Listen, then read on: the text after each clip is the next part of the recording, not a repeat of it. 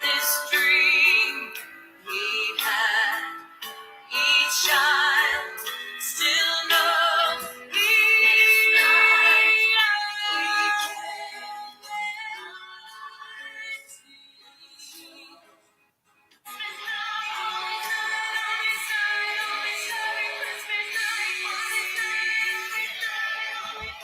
Who cares? Let's get this show started, boys. Woo!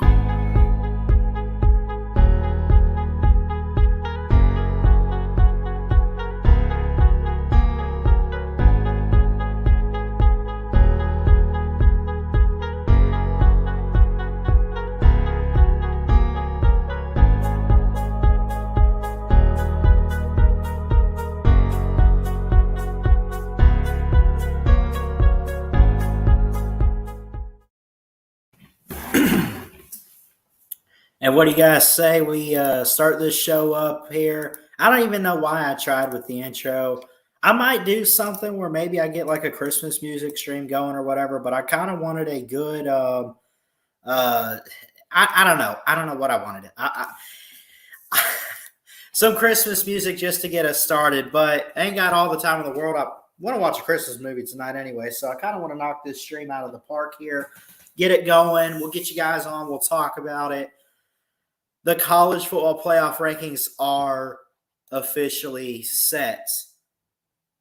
You have college basketball going on. Maybe look at that a little bit. It's still the baseball off season. You got NBA. Who cares? But before we get into the playoff rankings, I want to give a special shout out. It looks like the only person showed up so far is Jeff Webster. Roll Tide, sir. Good to see you in here. Love you, buddy. And got a good win yesterday. The Crimson Tide did. Speaking of the Crimson Tide, I don't know which one I want to start with first. Well, actually, previewing a very special game for this weekend, I guess I'll go ahead and get into that. This Saturday, the Army-Navy traditional game, the 122nd meeting, this Saturday, December 11th, 2021. This is a great rivalry game. And honestly, I don't want to say it's not a rivalry because obviously it is. But the way I view it, I at least hope not. I don't know the whole history of it, but I kind of talk about it every single year. I hate to predict Army-Navy. I hate to predict it. I hate to pick a side, because these are the Army Academy and the Naval Academy. These are not just football players, but these are people that are going to school or whatever. I hate to predict the scores. I just want to talk about it. I salute all the troops, the Air Force, the Coast Guard, the Army, the Navy, the military. Thank you, everyone. God bless you for what you do for this country. To give us the freedoms that we have. And, going to these academies, you have kids my age, 19, 20 years old, wanting to serve. And that's a big deal. So I swear to you, I hate picking sides. But we can at least look at this year's game this week and everything. We can look at it. But just know, I don't have a score prediction. I don't have a preference for who I want to win or who I think is going to win. Although if you look at the stats of these football teams and what they've done this year, you would say Army's going to get the victory, which, is most likely the case. But before we get into this year's game, look at the Army-Navy game here. The 122nd meeting this Saturday on December 11th. Overall, through last year, Navy leads the series 61, 53, and 7. So Navy, and it's not too far ahead, but they do lead over Army. They first met on November 29th back in 1890, and it was 24-zip Navy.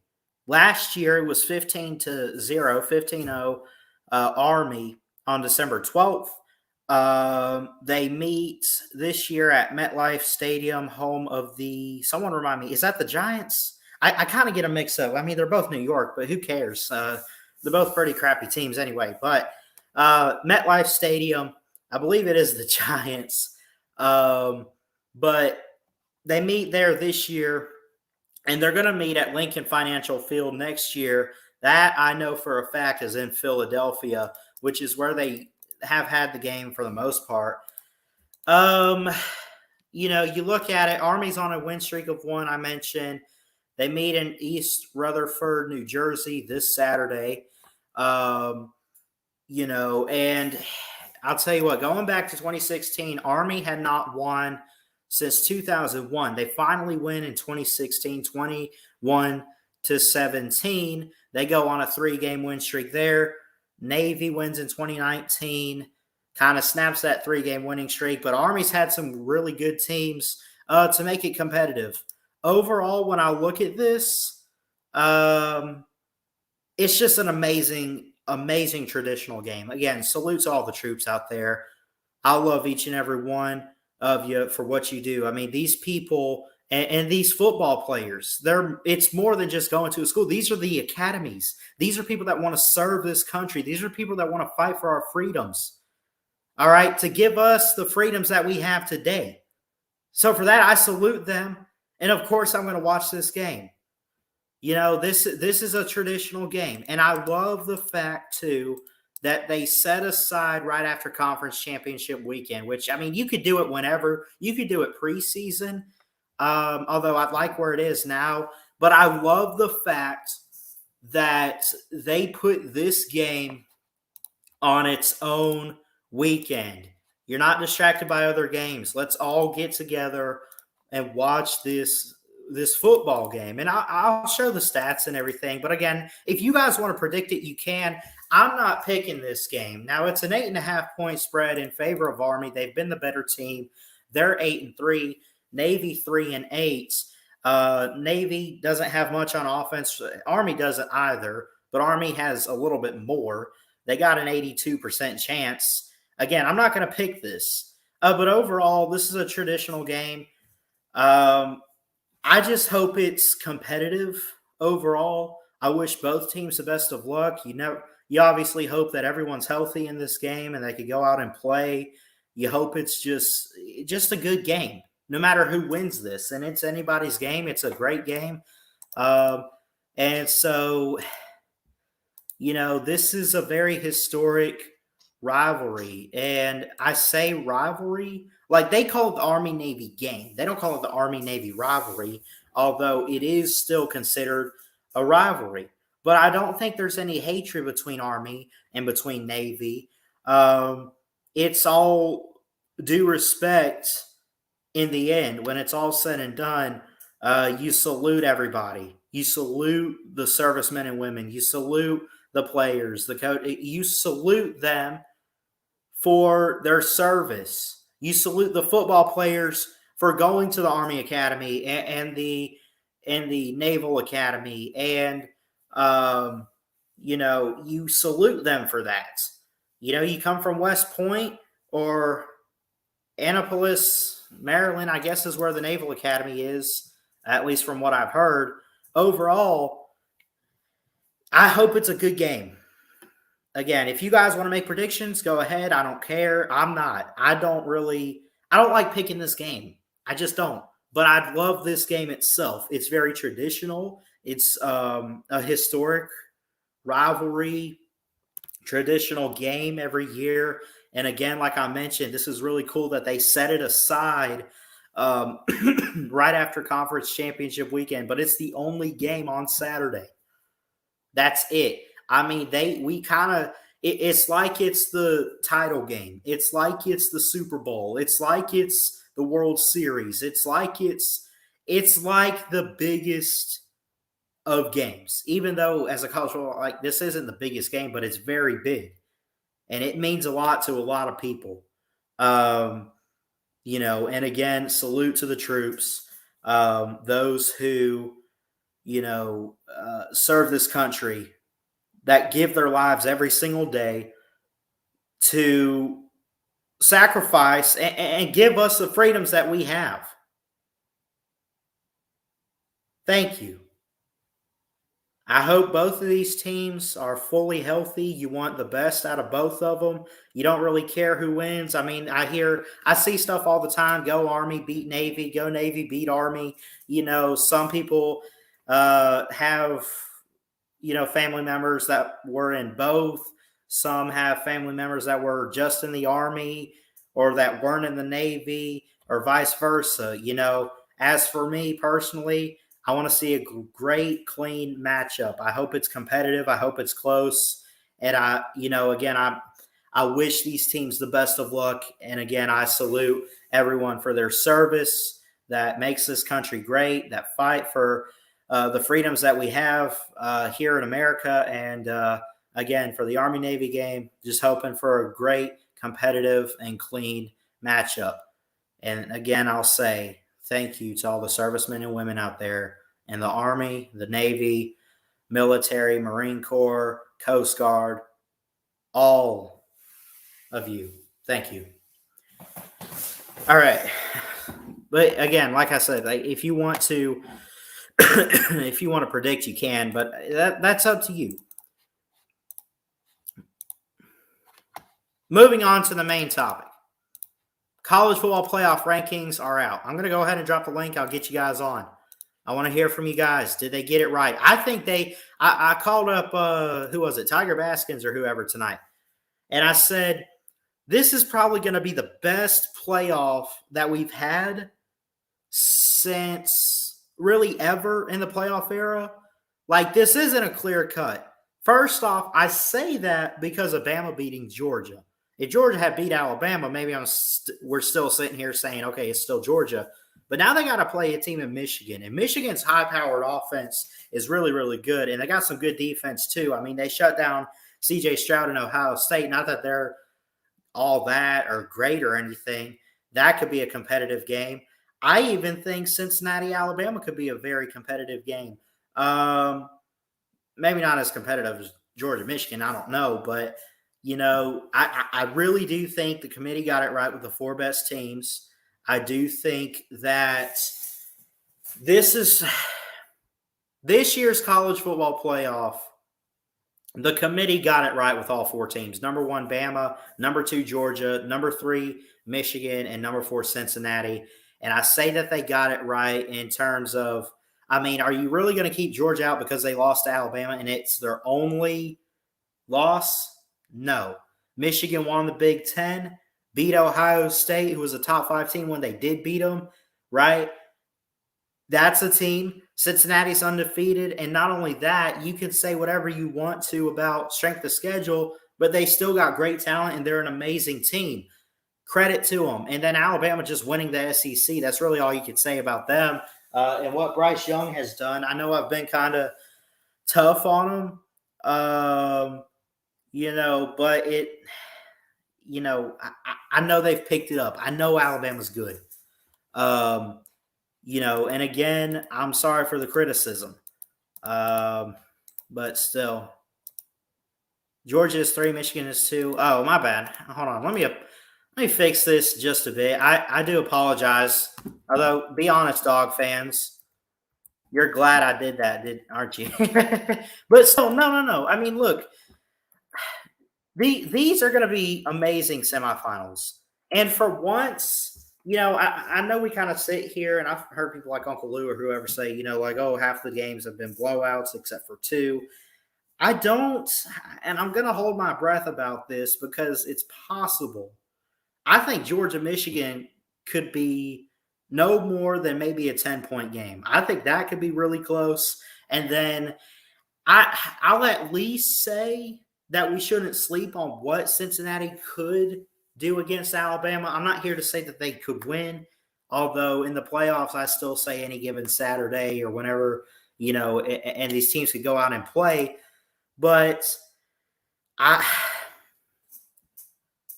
Bama, Cincinnati is the weaker game between these two.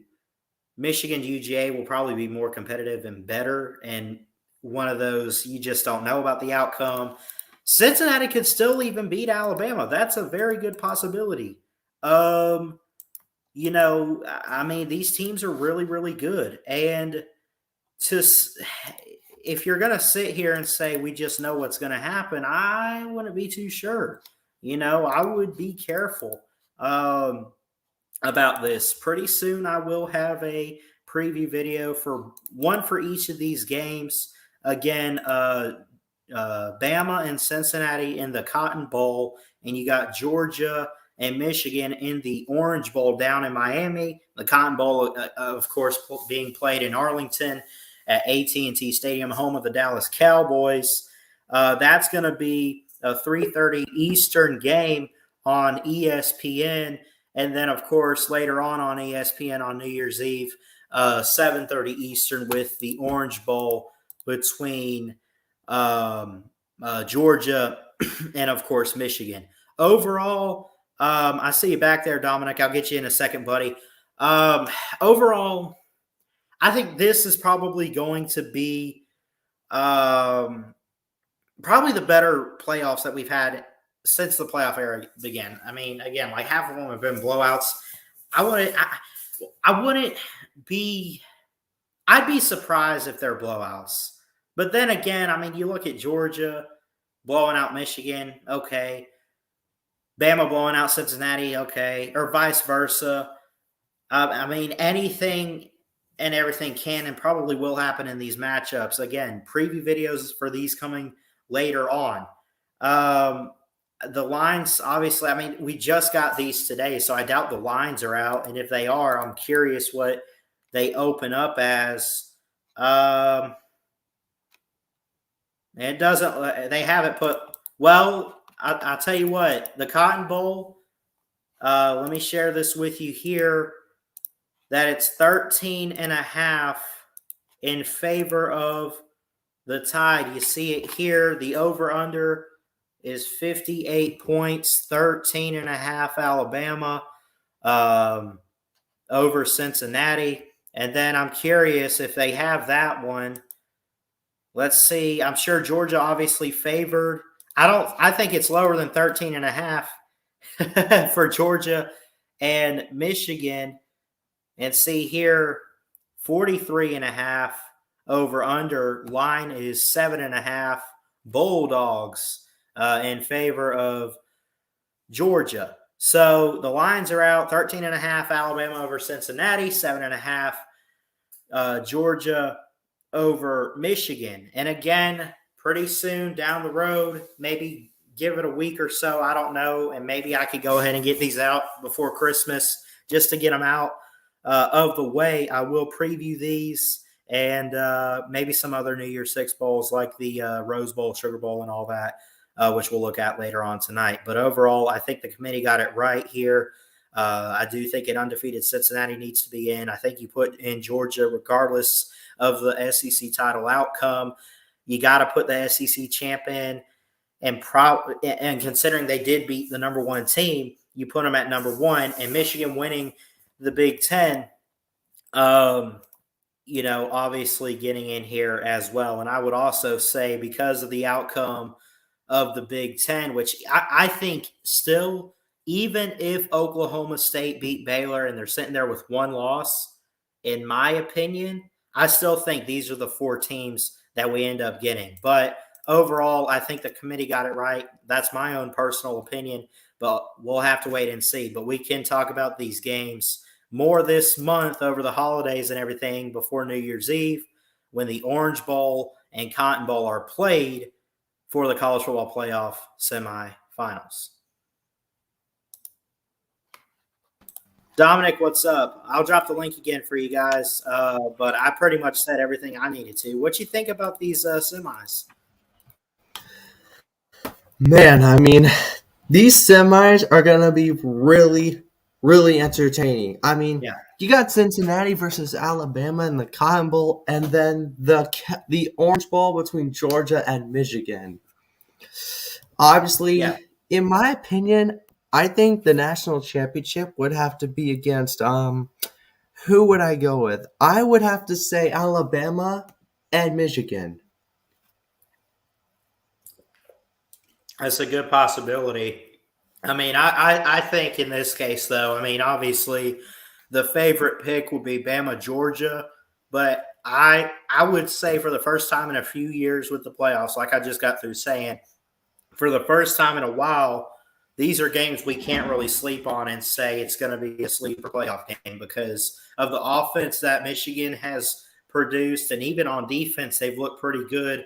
You know, I mean, the real thing there, and again, I'll preview these games later on, but I will say, can Georgia stop Michigan's offense? I think so. The question is, if they are giving up points, can Stetson Bennett and company, or whoever's the quarterback, can they find ways to answer back and keep up and compete? On the playing field. And as far as Bama, Cincinnati goes, I'm curious to see. I loved how the O line looked for Alabama yesterday, but I'm still going to say this is still one of those games where they're going to need it because I'll tell you what, the front seven or whatever of Cincinnati is still pretty good too. I mean, that's not even a sleeper game right there. I really think, like I said, for the first time in a while, we have competitive Final Four games. Jeff, what's up? First of all, roll Tide. Roll Tide. Let's go. Second, go Army, beat Navy. I hope for a good game. I guess I do pull for Army, but again, like I said earlier, just I love and appreciate everyone who serves in all the service academies. My father was a Marine who was combat injured, won the Purple Heart in the Korean War, spent 25 years in the Marine Corps. Never, ever rooted for Navy, even though the Marines are part of the Navy. And the reason why is because he said, pardon my French, this is an effing officer's game.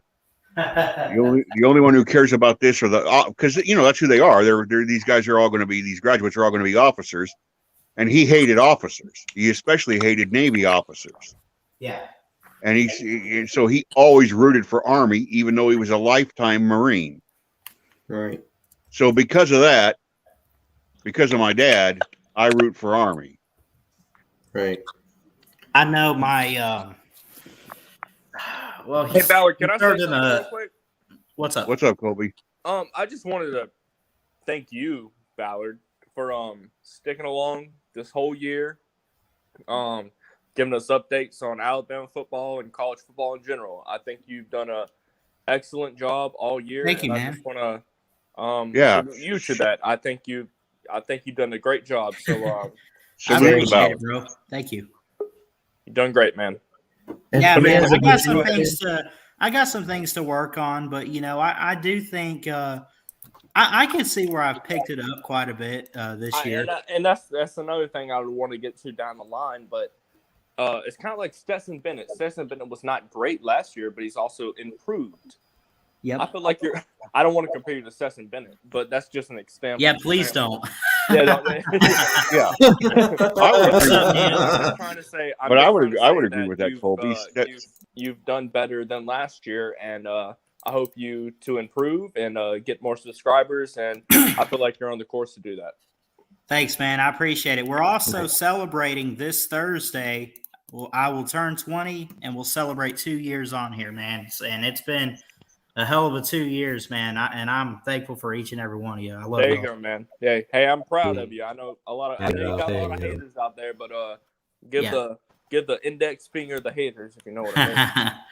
Oh, I'll give them more than that. But Ballard's no longer going to be a teenager. Let's see. When I turned 20, I had 15, 12. I had 57 college credits underneath my belt, and it was the summer of 1986. That's awesome. A long time ago. Jeff, I want to meet you in person so bad. I feel like you're just a guy to sit down and have a whiskey with and like have some good talks. I have a bourbon with you. You bet. Oh yeah. Oh, you know what I did? When I was talking about the 4 teams that got selected today, one thing I don't think I mentioned, but let me ask y'all this. Do you think if Oklahoma State had won yesterday, would the Final Four have looked a little different, do you think? Because I don't think so. I mean, Yeah, it would have absolutely. I been would have definitely thought the Final Four would have looked different, but I respect the Final Four the way it is. My national championship for me would be Bama and Michigan. I tell you what. There would have been controversy for sure. Gary Barta, the head of the playoff committee, is also the AD at Iowa, and he's a man that I've had personal conversations with in the past. He's a nice guy, and he's also a scratch golfer. He's like a par golfer. He's a really, really good golfer. Anyway, I think he kind of let the cat out of the bag a little bit during some of his interviews today, and he can't say it, and he probably doesn't know it for 100% sure. But the way he acted, it sounded to me like an Oklahoma State win over Baylor, and they would have kept Cincinnati out. Really? No matter how many people across the country would have been screaming and yelling and crying and bitching, I think they were prepared to keep Oklahoma out or keep Cincinnati out, but Baylor spoiled it for them. See, I don't think that the Cincinnati could pretty much be thanking Baylor right now. Then, well, look at Cincinnati's strength of schedule. Did you see it today on ESPN? Right. It's 67th, and Alabama is 4th. You think Cincinnati would be 13-0 if they played Alabama's number 4 strength of schedule in the country? No way in hell. No, not at all. No, but I do feel like they got it right. Even if Oklahoma State would have won, I feel like they should have put Cincinnati at number 4. I don't know that they would have. Yeah, and I don't even think, that's not even so much saying anything bad about Cincinnati. Like, I'm not going to come on here and say, oh, they haven't played anybody, so they don't have a good team. They can't compete with Alabama in this game. Or I'm not even going to say that. I mean, we'll see. I mean, I think they might give Alabama a little bit of a game in some ways, but, at the same time, the committee – I'm going to be honest. First off, if Cincinnati, which I do think they had, was it like Tulane or whoever the hell that they played close and only won by a touchdown? Tulane. I don't remember who it was, but and maybe was it? Okay. Well, anyway, if they had lost that game, they would have been done regardless of winning out. But yeah, I'm not going to say that Cincinnati's a bad team. Right. And I'm not going to say that they don't deserve it. Hey, they're in, and so you shake their hand, you congratulate them, and you absolutely, if you're Alabama, you absolutely have to take them serious. Yeah, because they are in your way now. Well, let me ask you these. I've got 3 Alabama people in here. Would you rather play Cincinnati or Oklahoma State? Oh, Cincinnati, easily. You think so? Oh, absolutely. Yeah, because I'll tell you what, that Oklahoma State defense is giving some teams some trouble this year, man. I saw Oklahoma State in person. I saw them lose 24-20 to Iowa State. Oklahoma State defense is good. What about you, Neo? Do you think you would rather play Cincinnati? Maybe I'm just biased as a Georgia fan because we played them in a bowl last year and they gave us a good run. Well, what do you think, Neo? Can y'all hear me? Yeah. Okay. I think that I just said in the chat just a few minutes ago, that I've kind of been wanting to crack at Cincinnati for a while now. Yeah. Same here. That's what I was just getting ready to say, Colby. I'm so glad. I'm glad we got Cincinnati because I've been listening to all these people, these Lou nut huggers, and these other no brain idiots that are in all these streams. Yeah, talking Cincinnati up all year, and because of the bowl game, right? I think even though I have been urging Alabama fans to be humble, and I think Alabama will take them seriously, and I think Alabama will absolutely destroy Cincinnati. I think they will. Oh, I think they will absolutely humiliate Cincinnati. Now I'll say this, and again, I think it'll be it might be one of the most lopsided games in the history of the semifinals. Do you have a score prediction? I really think, I honestly believe, and I'm not just blowing hard because of Alabama. I'm talking about an SEC champion, the defending national champion, loaded with 4 stars and 5 stars against a group of 5 team that's had a magic year, a magic 2 years. At some point, Cinderella, the coach turns back into a pumpkin, and it's midnight. It's midnight, Cinderella, and Nick Saban is going to be Peter the Pumpkin Eater. Ooh, if there is, because I really think I suspect that Alabama is just going to kill them. I think the worst thing that could have happened for Alabama, for Georgia, and for Michigan, the absolute, I keep going back to this. It's Notre Dame. They lost at Kyle Field, and they've been playing for their lives ever since. They've won a bunch of close games, and now, horribly for everybody else, they won by a comfortable margin against Georgia, which means now they've got their confidence. And man, I would not want to play Alabama right now. And you got to remember last year, Jeff, UGA had a lot of opt-outs. Oh my God! Yeah, Georgia played that game with the second half of their second team and their third team. Yeah, I know we barely won. Basically, just sorry to cut you off, but I do want to throw out. Jeff said he wouldn't want to play Alabama.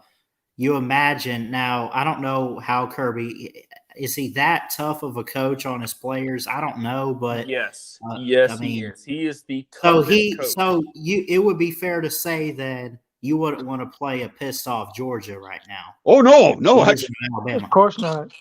No offense to Colby, but I'll be singing "Hail to the Victors." Yes, I want Michigan. I want nothing. I want to play Michigan, honestly. Yes, I don't want anything to do with a pissed off Georgia in a rematch. I'll give props. I don't see him in here, but I'll give props to my boy Nate Kingston. He'd be a happy camper if they beat Georgia for sure. What's up, my boy? What's up, guys? How's it going? Good. Yeah. Hey, I'm just saying a Georgia with spit coming out of the corners of their mouths, breathing fire. Oh, we're drooling like a dog. I can already tell. Yeah. I don't want. I want none of that. I don't want anything to do with that either. I do not. Yeah. But see, on the other side, as a Georgia fan, I'm scared to play Alabama again. I know y'all are scared. Well, I do have a quick message for Cincinnati, though. Come get you some of this, bitch. There we go. Carry on. I don't know, guys. I was just saying that I know y'all, as Alabama fans, don't want to play Georgia, and I get it. Like, you play them twice, you're probably not going to beat them the second time. But I don't think that way. I just saw the last game, and I take that to heart. I don't think Georgia would be, unless I see Georgia go out and not blow out, but beat Michigan handily. I think we might have a chance. But Bama was definitely the better team by far. Could you imagine, though? If Alabama beats Michigan, if we beat Cincinnati and Georgia beats Michigan, and it is Alabama and Georgia in the national title, and we sit there going into the game, we're like, okay. But could you imagine Kirby Smart? Not only would he break a 41-year drought for Georgia, but he gets to sit there and say, I lost to Nick Saban, and then I met him again, and I beat my boss in a national title game, which is his own stage, and I put Georgia back on top for the first time in 4 decades. Could you imagine what that would do to his legacy at Georgia? And he's only been there, what's it been, more than 5 years? Yeah, the only thing I don't think it would mean that much. It would mean a lot coming from Georgia fans, but for the legacy, Nick Saban's still on top. Well, the way I look at it is it's a start, though. It's a start. It's a big well, start. the way I look at it is something's going to happen, whether if he beats Bama or he don't. I'm not now. When I say something's going to happen, because eventually he's going to have to beat Alabama. We already know this, right? Here's the thing: 12-2. If he loses to Alabama again, assuming that they beat Michigan, right? Wow, there will be a lot of people not liking Kirby. Yeah. Okay. Well, what? Let's break this down. Yeah. 2008, Alabama's undefeated. They're number 2 in the country. They're playing number 1 Florida in the SEC title game, and Tebow beats them. Okay. Florida wins the national championship. So 2008, to win the Natty, you had to go through Alabama. 2010, Auburn had to beat Bama to get in the SEC title game, so they could get in the BCS, and so the national championship goes through Alabama. 2013, Florida State wins it without having to beat Alabama. But 2014, Ohio State had to beat Alabama in the semis. 2016 and 2018, Bama had to get beat in the Natty. 2019, Auburn had to beat us in the Iron Bowl. 2020, nobody beat it. You have to beat Alabama if you're going to be the national champion. Like you said last week, Jeff, the season truly does not start until Alabama loses. Right. And you bring up all those that's teams. Bullshit. Season now hold on now, Colby. Think about this. And not all, for the most part, like LSU, Auburn, or whatever in 2010, at the very least, the years where Alabama didn't win the national title, it was either the team that beat them to go win the title, like a Clemson or Ohio State in the semis or something, or season don't the start team that beat Alabama them loses is just a dumb statement. Now hold on, or the team that beat them might not have won the title, but they beat Alabama to push themselves to a position where they could win the title. That's just a dumb statement. That's just Alabama. Alabama's the pinnacle of football right now, sir. What do you mean it's a dumb statement? There's no sense of arguing. Here's the thing, though. I want to ask you, look, how many people believes Kirby Smart can beat Georgia? Because I don't think he can. Beat Alabama. My bad. How many Kirby Smart beat Alabama? My bad. Because I don't think he can. I'm serious. Like I've got it. I love Georgia through and through, man. Worst comment I've ever heard in my life. Now let me ask though. Whoa! Who's arguing with me, Colby? Alabama season. The college football season starts when Alabama loses. Yes, that's a dumb statement. I can understand all the past history. I can understand all that. Can understand all that, but you have to look at the College Football Committee. They look at every single season. Am I correct? Right.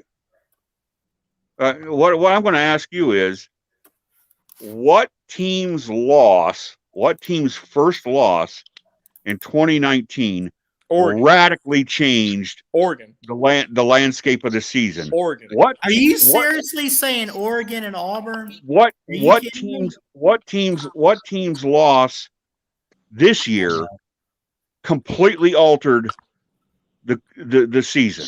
Oklahoma, Oregon. No, Alabama's loss changed. And Georgia's never number one. Georgia is never number one if they're 12-0. But Alabama's 12.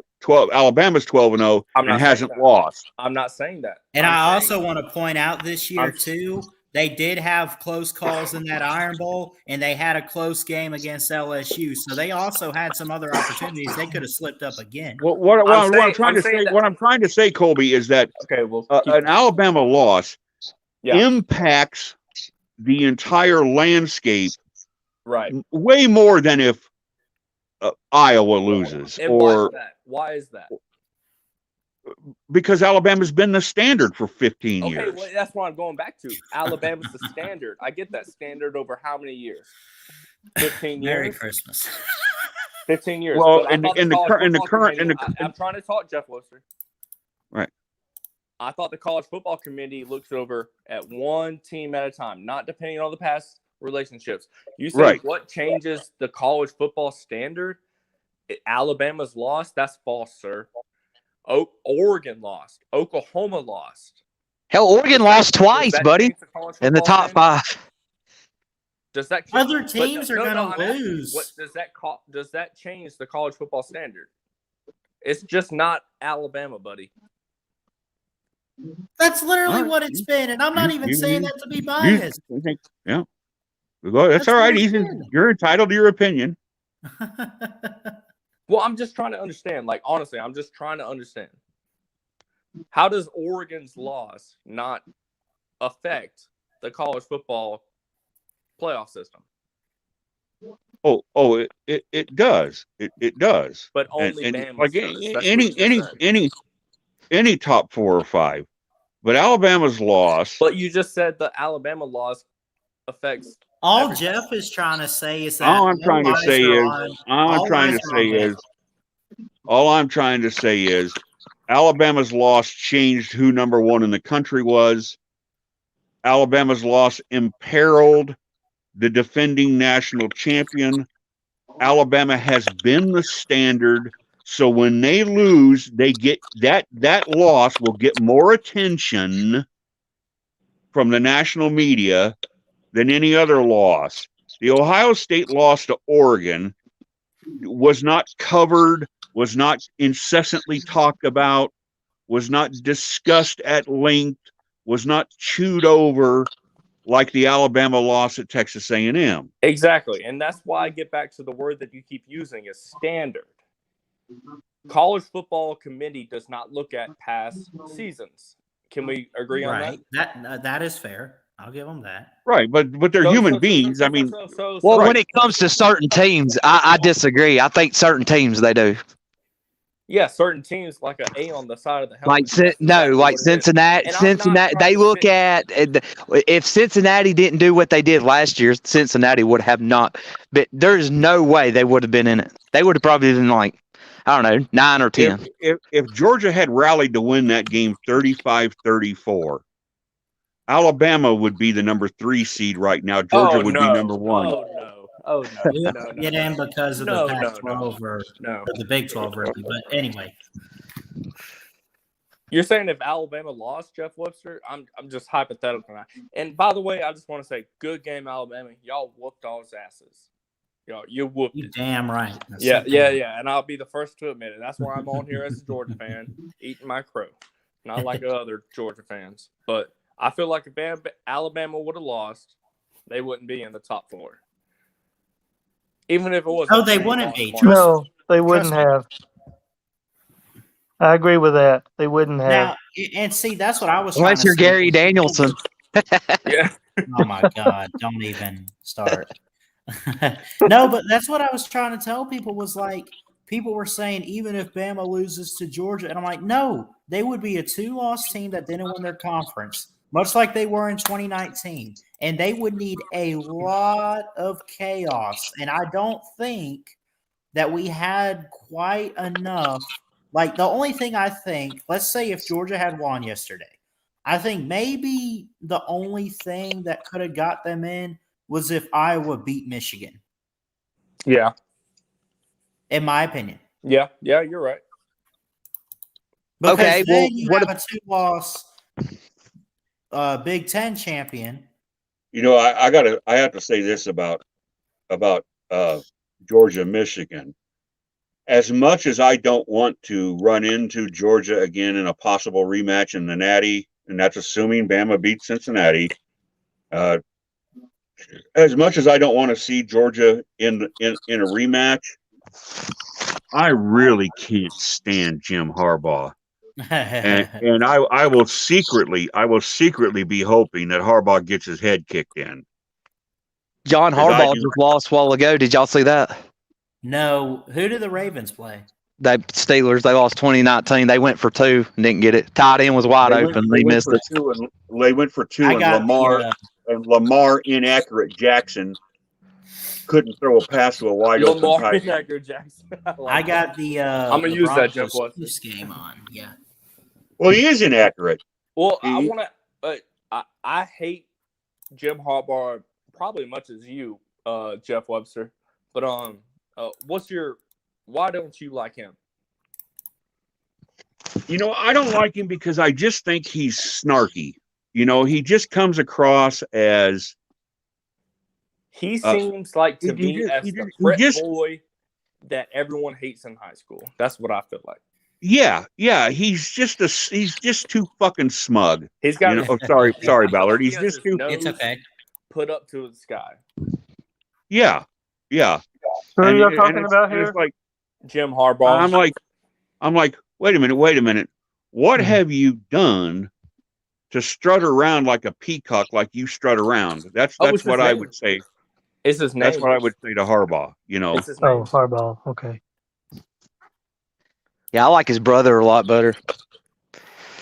Is it John Harbaugh? Yeah, John plays with the Did Ravens. y'all see where Joe Brady got? I think he was LSU's offensive coordinator. 2019, right? Yeah. LSU, Yeah, with Panthers. Carolina Panthers today. He what? He got fired from the Carolina Panthers today. Whoa! Oh, really? Yeah. So what's their for record coaching then? positions. I mean, I know they've been kind of down, but man, that was released like earlier this morning around 9 o'clock, 10 o'clock a.m. I completely missed that. That completely got by my radar. Yeah. Well, I guess we all know who Brian Kelly's offensive coordinator is going to be.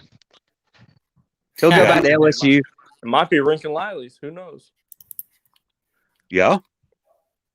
I'll tell you what. If it is true that Mario Cristobal leaves Oregon for Miami, how excited do you think the people in Los Angeles are going to be? Because he was the only real recruiting threat inside the Pac-12 for Lincoln Riley.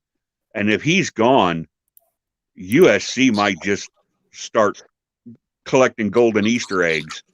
Hey, how about this, Joe? Well, Jeff, I could tell you something. What I think as a Georgia fan, if Mario Cristobal leaves to go to Miami, you want me to tell you? Yeah. Well, considering we play Oregon next year is our first game, let him leave. Bye. Let him leave. Yeah. I don't want nothing to do with him, considering we don't know what's going on with us next year. It'll spoil it.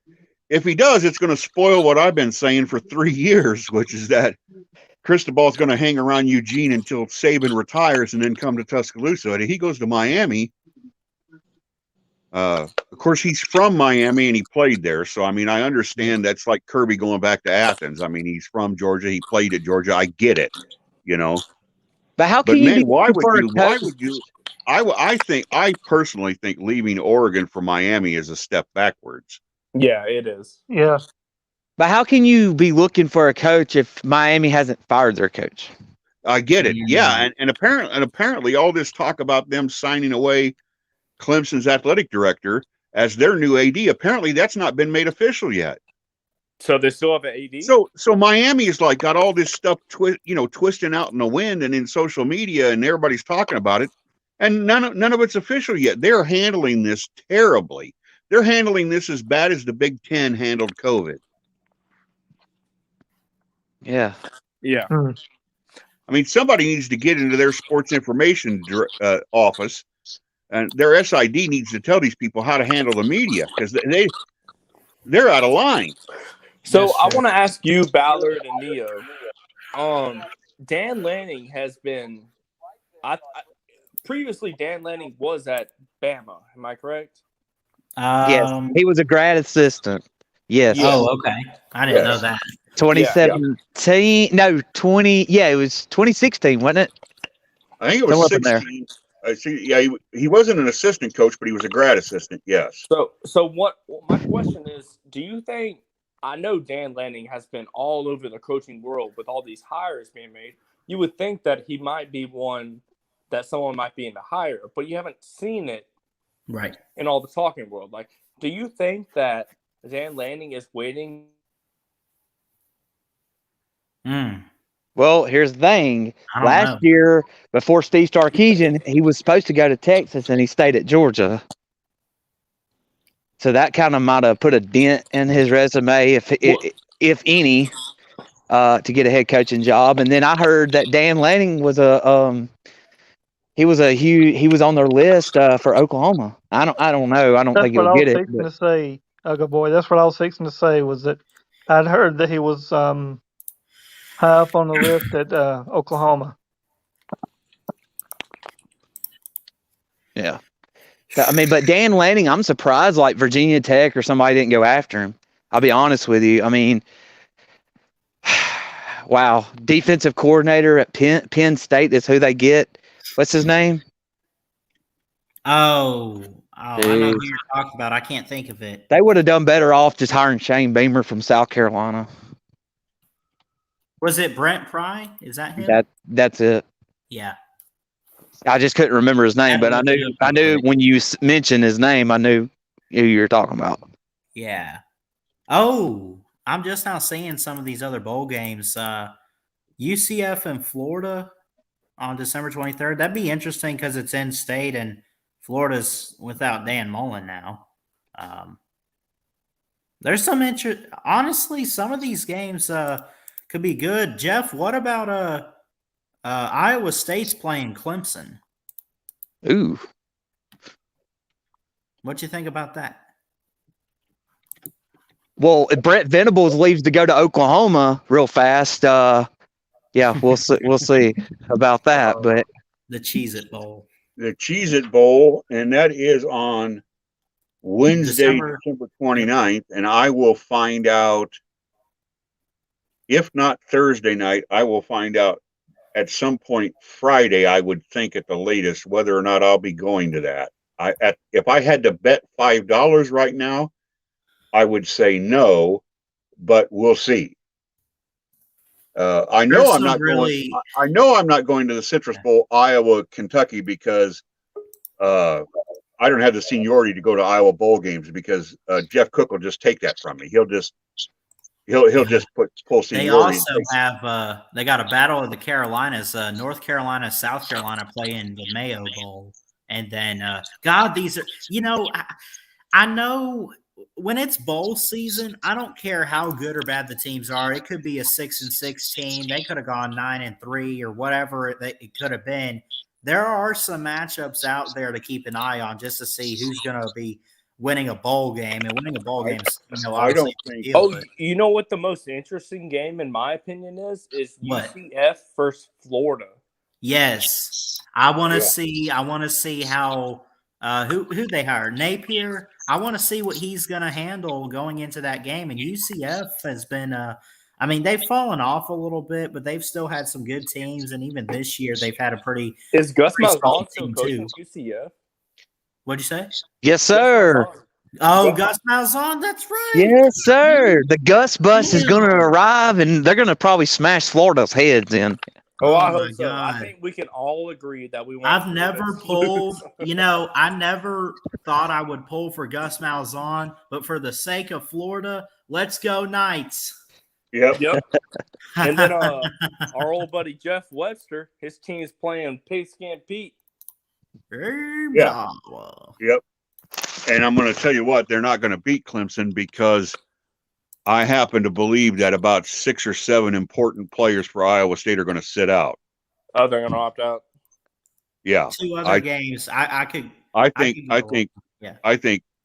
the linebacker Mike Rose, second Greg Ainsworth in the safety, tight end Charlie Kohler, Brees Hall, the running back. I would not be surprised at all if they opted out. Well, you got to think at the same time, Clemson's been a top 4 program for a long time. You think they might have some players sit out too?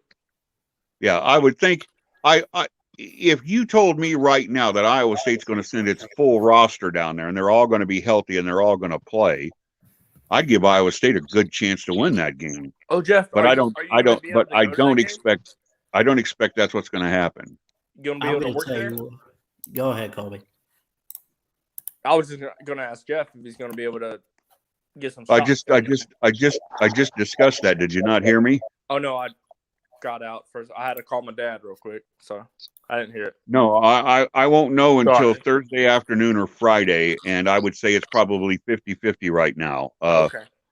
Iowa's got the Citrus Bowl against Kentucky, but unlike Iowa State, I'm number 2 on Iowa's seniority list for media. So, Cook, my buddy Cook, the jackass, he'll pull rank on me, and he'll take that. So I already know I'm not going. Thank I'm you, not Listen going Circus. for that game. I'll tell Ole you Miss what. Baylor. That's going to be a good game. Oh yeah, look, this stretch right here, and this is what's so awesome. Hey, the Rose Bowl is It going to is be good more- too. We have to remember, and I know obviously we do, but there's some people out there that look at it and say, "Oh well, if it's not for the national title, I'm not watching it." Dude, These are good games. Now, I watch them all. Oh yeah, I watch them. I watch them all. I go on a. I I'm like a fat man that had the ice cream store open late for him. I mean, I just gorge myself on football. I watch them all. Now, some of them I'm just got the TV on and I'm doing something else and I'm not really paying attention. But I watch all the bowls. At least the ones that are after Christmas Day. Yep. Yeah. Well, I'll tell you what, January 1st is like the big day. I would not sleep on the Outback Bowl, which always has good matchups, but Penn State and Arkansas, at the very least, Penn State has had some solid defense, and we know what Arkansas has done offensively. That's going to be a big game for James Franklin and Sam Pittman right there. That'll be really good. Utah right now. Utah is playing just about as good as anybody in the country right now. That could be a really good Rose Bowl. Hey, I'm glad you brought that up. Is it not crazy that I'm glad you brought that up because usually I remember going back, was it like 2 years ago that Texas beat the brakes off of Utah? What was it, Texas? Yeah, it was 2 years ago, and I know where I'm going with this. And so then now I feel like Utah, they had a really good bowl season last year, if I'm not mistaken. I feel like that Utah's coming on strong. I feel like they're going to do that again. They're going to be the team at the very end. If they can make the playoffs, I feel like they can make it. LSU and Kansas State. I mean, this shit is poverty. Yeah, that's the game that no one wants to watch right there. No, that's going to be terrible. I mean, I might see them just to say, yeah, I saw some of the game. I'll watch the opening kickoff be a touchback, and I'll be like, all right, I'm out. Yeah, exactly.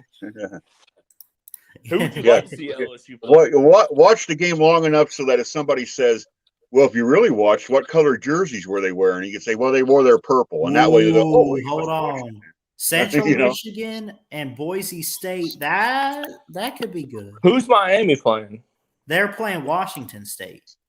Oh, man. No one wants to see that. Now, how about – these are good, man. I love this. Well, Tennessee, who's Florida State playing? Purdue should kill Tennessee. Pittsburgh and that'll be a Michigan good game. State. Pittsburgh and Michigan State right there. South Carolina versus North Carolina. That'll be good. Who's Mississippi State playing? Mississippi State is playing – what do they end up? 6-6, maybe? They're playing Texas Tech. Wait. Wasn't Mike Leach at Texas Tech at one point? Yeah, he was. Oh, hello. Before he went Washington State and then Mississippi State. That's what I thought. God, these are great. Look at this. Missouri and Army, that could be something. That'll be fun. Bowl. Army's going to kill Missouri. UAB, BYU, I'd keep an eye on that one. UAB and BYU. Give me UAB. Ooh. I don't know. I'll say BYU on that one. Yeah, I'm not a believer in UAB. I think they get too much. I mean, I like Bill Clark, man, but every time I try to pick UAB, every time someone thinks that UAB is going to do something, they always choke. I disagree. I think BYU is going to win big.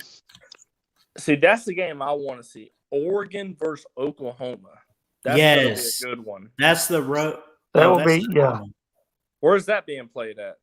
That is in San Antonio. The Alamo Bowl? Alamo Dome. Well, the problem with Oklahoma is either they're transferring to go probably with Lincoln Riley or they're going to sit out. So may not be too much for Oklahoma. Oh, I expect Oregon to get this. I like how even in points allowed, 25.5 for Oregon, 25.3. That's pretty close. Clearly an edge, but not too much for Oklahoma's coach has left. Oregon's coach might be going to Miami. Call it the non-head coach bowl. Is Mario Cristobal seriously on the seat for Miami? Is that what they're saying? I mean, who knows at this point, man? There's a lot of talk about it. I know this from the world that I live in. I'm amazed that Matt Campbell is still at Iowa State, that somebody hasn't gobbled him up yet. And there aren't very many jobs left that are open that would entice him to leave. So that makes me think that he's probably going to stay now, unless he just wants to get out of Ames. Yeah, I feel like he's going to stay. Yeah, I could see that. Any word on the next Duke head football coach? What happened to Cutcliffe? David Cutcliffe retired. He retired. Okay. Didn't he retire preseason though?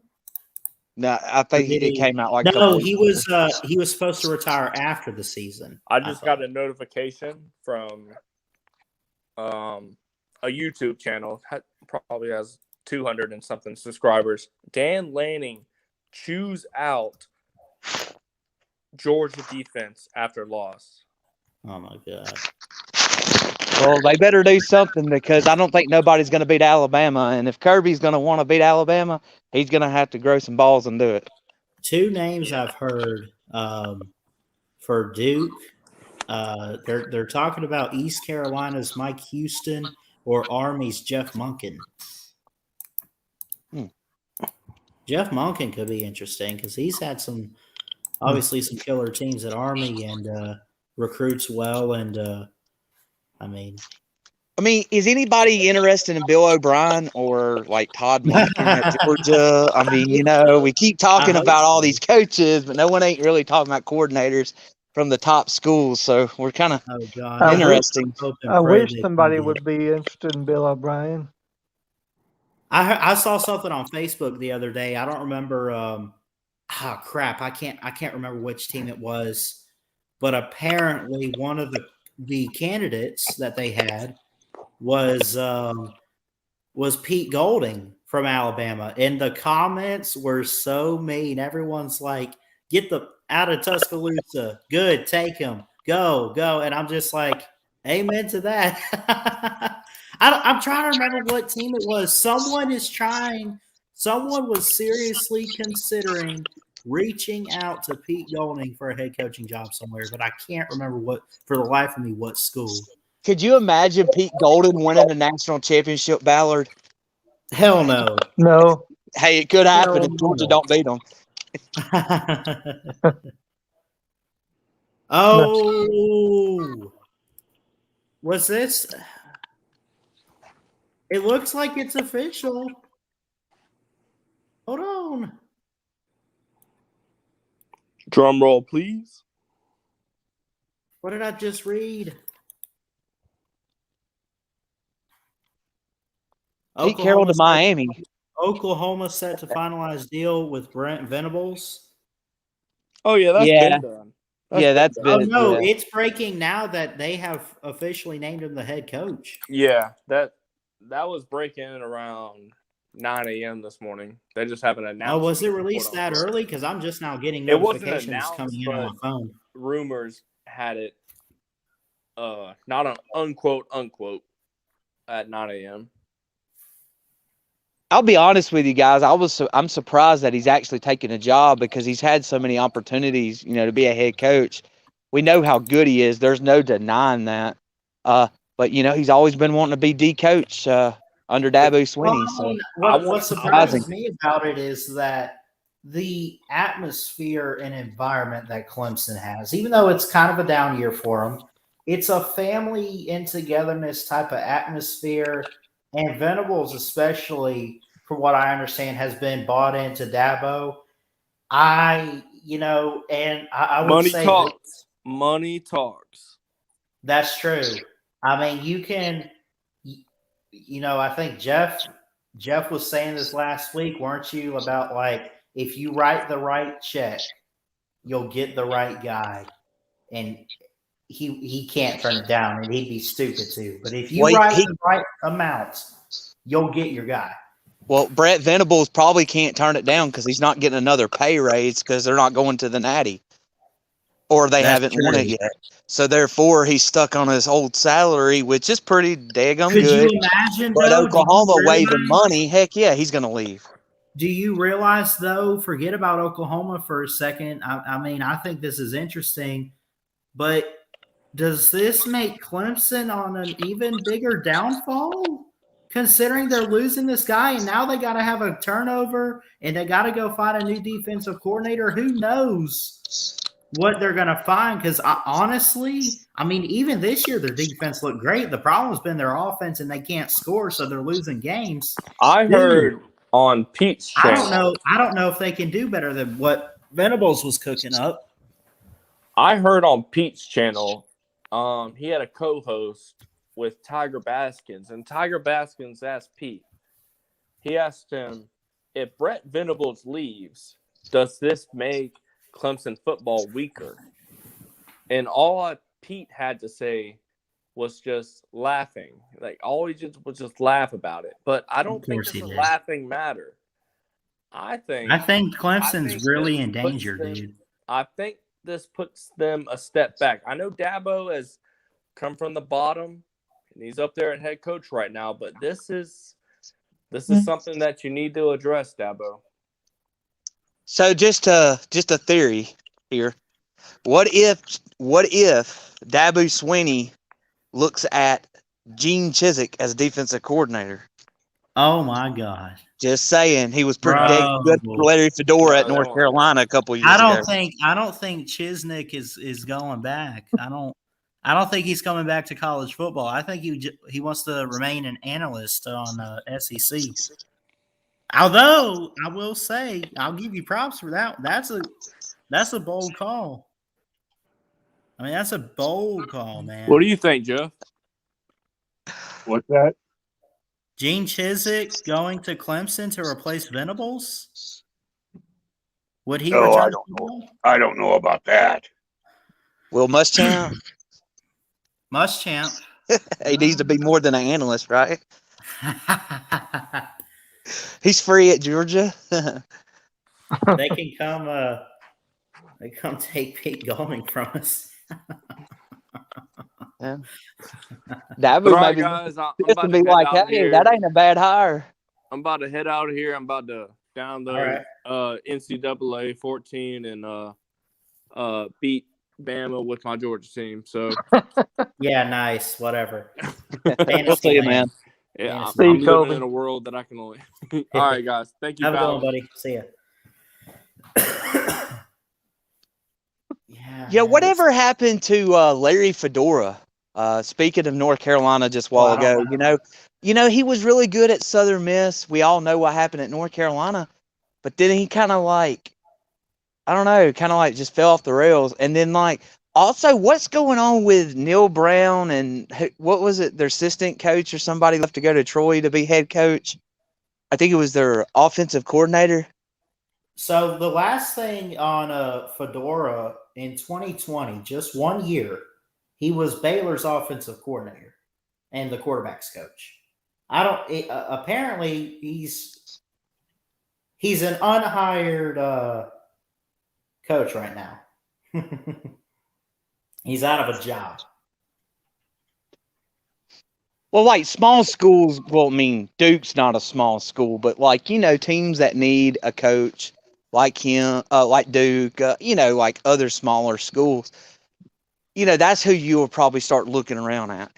I would say the same thing for Pete Golden. I don't know. I don't think nobody's interested in Todd Monken at Georgia. Offense kind of sucks, but What I'm saying is like, that's who you're going to look around and say, okay, they can be the ones to replace whoever. Yeah.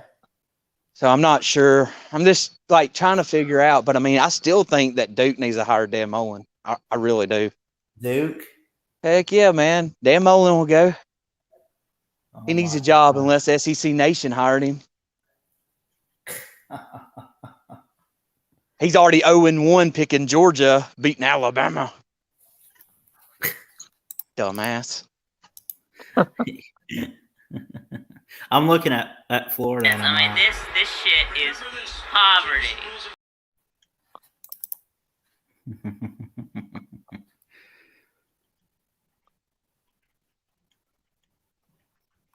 But yeah, I mean, I don't think, if anybody, I think Bill O'Brien may go, but other than that, I think everybody else. Oh yeah, speaking of coaches leaving, what's this, Neo? You may have something on this, or Ballard. What's this about Dell McGee rumored to go to Auburn? Who's Dell McGee? He is the main recruiting coordinator for the University of Georgia. He's he's like the main recruiting coordinator. He has like a big role at Georgia, like on the staff. He's behind that manpower behind Kirby Smart. I have no idea. Yeah, because like since they fired Mike Bobo, Auburn did. Then I heard something about. But you know what? I am hearing Auburn fans are calling for Joe Brady to be the offensive coordinator. Could you imagine if Auburn got a hold of that man? Dang. I mean, I hope not. Yeah, me too. I think and Bo Nix is going back to Auburn. What's going on with Bo? Oh, I don't know. I know he was hurt and he's because I thought he was transferring, and then I thought I seen something like yesterday. Oh, here we go. It is. It looks like fansided.com, the Auburn blog. I'm not fly, and then what they say, WE. But let's see. Bo Nix return to the Auburn football program means everything. Let's see. I don't know. It's official. They broke the news. E2C Network broke it on Twitter, saying he ain't done yet. Bo Nix is officially returning to Auburn for another year. Which, quite honestly, I would not. I wouldn't blame him for coming back. I don't know. I think if he takes the offseason, he heals himself up from the injury and gets another year under Harsin in the system, because they got a lot of young players too that are going to come back. I think they might be improved next season. Now, I'm not gonna sit here and say he's going to be like number one pick or anything, but I think you definitely see some good improvement in him next year with him coming back, which seems to be the case. So, if you don't mind, Ballard, I know you're the host. If you don't mind, can we talk a little bit about this NIT deal? And I have a reason why I'm bringing this up. If you could rank, or obviously everybody knows Bryce Young's going to be up there, but if you take the people that was on NIT deals, which was like the biggest talk in college football at the very beginning of the year. You mean the besides Bryce Young, who NIL? right? Yeah. But besides Bryce Young, who really showed out that took NIT deals? Oh, I'm trying to remember all those because, man, I've kind of forgot about them, honestly. Zaxby's already lost a lot of money on JT Daniels. Bo Nix signed a few good deals with like Milo's T or whoever. Crap. Yeah. I mean, oh God, I always say his last name wrong. Jack Podsley, the Georgia kicker, got an NIT deal with some shirt company. He didn't do so well in kicking this year. NIL, not NIT. NIL. Yeah, it's NIT. It's NIL. I think I was saying NIT, but it's NIL. My bad. I apologize. NIT is something else, I think. I know I've heard of that. NIT is a basketball tournament. Yeah, my bad. NIL. Yeah. So, like, I mean, honestly, the really one that was only successful was Bryce Young. If you think about it. Who did he sign with? I'm trying to remember, man, because I've completely forgot all about I can't remember, but I remember them talking about how he had these NIL deals and all this stuff. And because you remember they came out, I think it started with the Alabama quarterback, or it might have been JT. I don't know who it was, but needless to say, you get the idea. And then Bo Nix got Milo's T, and then it went on, and other people started getting it. Let's see. I'm surprised, though. I mean, I could be wrong. Cash App was one of Young's sponsors that he had, and he had like $800,000. Holy crap. I mean, I wonder if Brock Bowers has NIL deals. I know he's only a true freshman, but everybody I know says, oh, God, he's a beast. And I just wonder if he had any NIL deals. yeah, I don't know.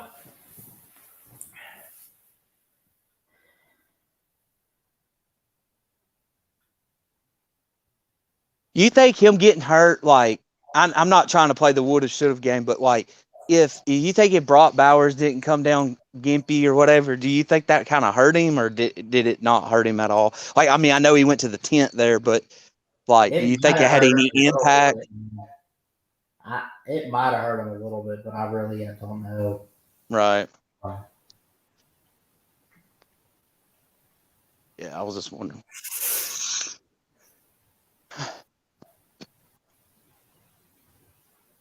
I mean, do y'all feel like that Kirby Smart is eventually going to beat Nick Saban in Alabama, or or do y'all feel like I do, which I hope I'm dead wrong? No. I feel like he's never going to beat him. Oh, he's never going to beat him. That's for sure. I don't think he will, man. And I think that he's running out of time. And if he didn't do it this year with everything that he had and everything Bama didn't, and he choked it away, come on. Okay, so before anybody jumps down my throat, I'm just going to tell you this. I do not impose Kirby Smart to get fired. But do you think if he goes 12-2 and let's say next year he still can't beat Alabama, do you think they'll fire him? Hell no. Yeah, I don't know. Josh Brooks may, the new AD. Let me ask you this. I don't think he should. Okay. When Kirby Smart was hired, was he hired to put Georgia back to football relevancy and win SEC and then potentially a national title? Or did they sit there and say, you need to beat Alabama? I mean, that's always part of it. Everyone wants to win against Alabama. But I don't know if that was necessarily the mindset of Georgia hiring him, because they don't play every year. And prior to Kirby Smart, I mean, yeah, they were losing to Alabama, but it wasn't so much a regular basis like it is right now. Well, here's the thing, though. I understand where you're going with this, and yes, it's probably SEC championships, but the success that Kirby had early in the season in his tenure at Georgia and winning in 2017 the SEC championship over Auburn, despite the fact that he didn't win the Natty, that could have probably just been passed, even though that it sucked, for Georgia and him. Now, is it getting kind of ridiculous that we can't beat Alabama? Now, do you think that, okay, they're going to say, well we expect a little more? I said, if you don't do it this year, which you did not, I don't think he'll ever do it. I'm sorry, but I think this was the best team you're probably going to have, and the best team you obviously have had so far. Man, I don't know if you'll have another opportunity for a team like this at Georgia. And that's I agree 1,000% with you. That's what but yeah. No, man. See, when I talked to you yesterday, that's what I was saying, basically. Yeah. Like, dude, I'm not knocking Alabama. Like, everybody has told, like, dude, I'm already over it. I know Alabama's good. Like, I know you have to beat Alabama, if you want to win something. I get all that. But like you just said, this is the best Georgia team. God knows we probably won't see. We probably haven't seen in 40 years, right? And they still couldn't win their conference. And so, yes, they still have another life by beating Michigan, right? And beat Alabama or Cincinnati, which it will probably be Alabama. and there's no excuses. So I agree 1,000% with you. Yeah, man. That to me is why the loss sucks so bad yesterday, because to me we played just about as piss poor as we did last year. The same score, 41-24. Now, I know we you and I, we talk offline, and I think you came on yesterday, but when you you lose the game. I want to officially hear it from you. I just want to clarify what you thought happened. Was that Alabama's dominance that they won the game?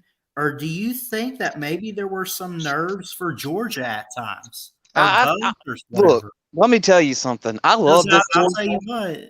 I mean, they look kind of shaky in that game. Yeah, but here's the thing, man. We can sit here. I know every Georgia fan has their opinion.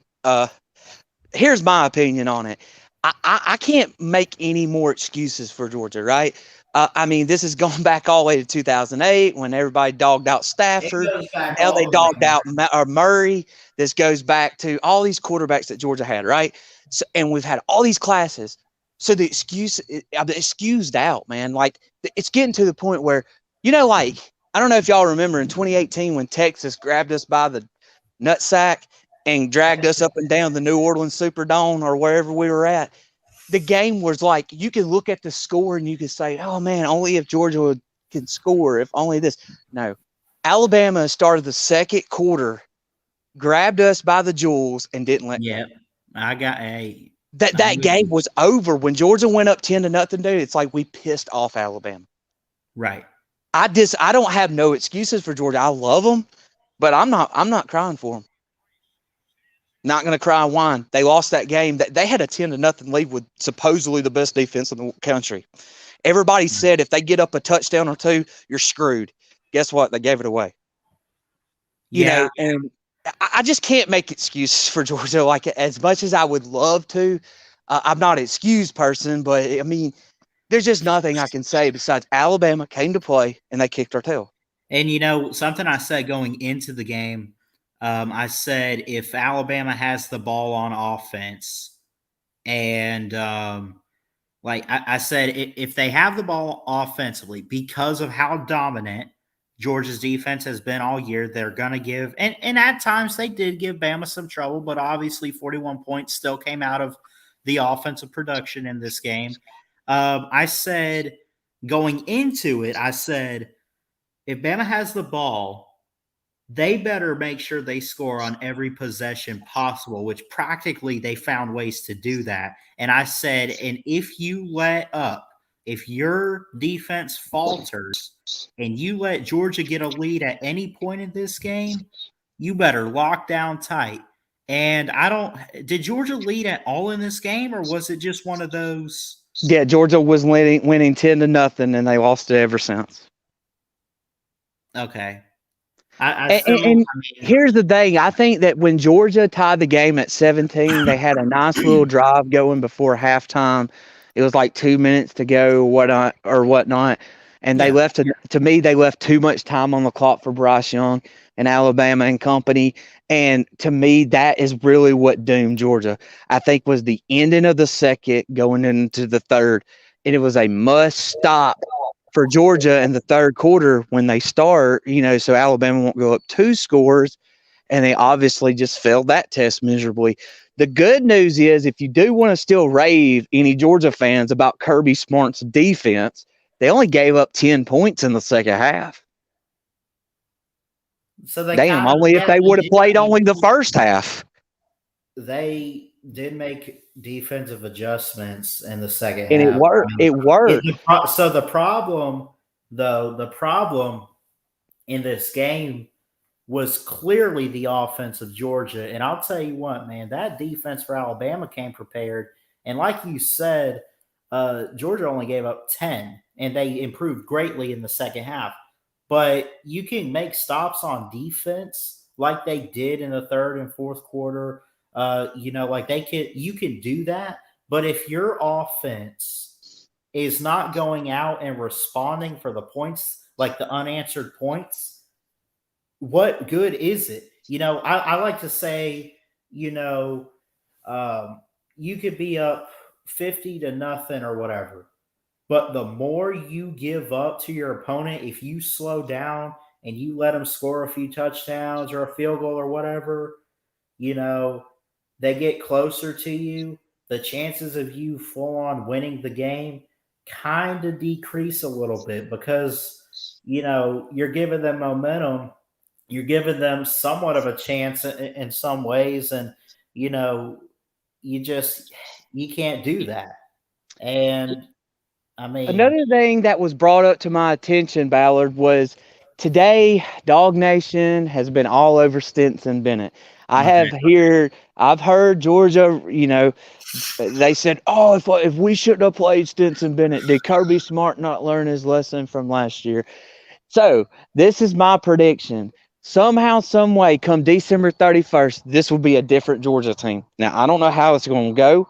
For me, I hope Georgia wins. But I almost bet you JT Daniels, Dominic Blaylock, and George Pickens will be going 1,000% sure. And I don't think Stetson Bennett's going to play. I think Kirby's got another thing coming, and he's going to try a different way. And he's going to say, you know what? If my defense can't stop you, we're going to put the ball in the best hands that can throw it out long to JT Daniels and George Pickens. Reunited, and it feels so But good. the thing is, man, I just don't think JT's the answer. Right.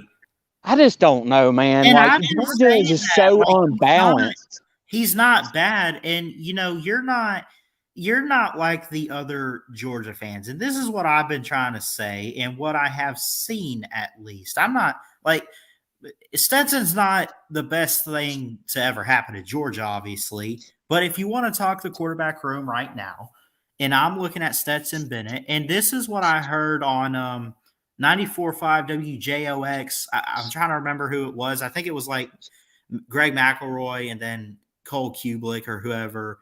And they're talking. This was a couple months ago. They had Aaron Murray on the show, your former quarterback. You remember him, of course. And said that the best player that should be at the quarterback position for Georgia is Stetson Bennett. Forget about talent, but talent is not always the factor. You have to have the guys respond to you. You got to have that connection. And Stetson Bennett and his receivers this year they connect with each other, not just on passes, but man, there's some chemistry with that team. Right, and I listened to Punt and Pass, by the way. You can catch it on YouTube with Drew Butler. Right, yeah, and Aaron Murray. And he's been saying everything that you're saying, so I know what you're talking about.